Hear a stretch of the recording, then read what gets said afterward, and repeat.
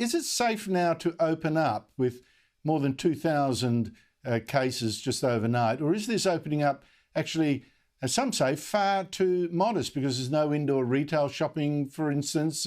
Again, still restrictions on how many people can meet outdoors, things like that.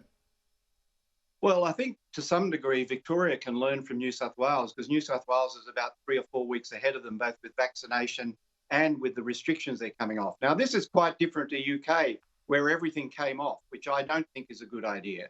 But relatively speaking, we've got a few things really going for us. First of all, we've got the weather improving, and basically respiratory viruses, while they can spread in summer, they do it much less. So we're getting to the stage where they spread much less than, in winter. And look at Melbourne last year, look at Melbourne this year, look at Sydney this year, and look at the Northern Hemisphere. Winter is the biggest risk period for it going.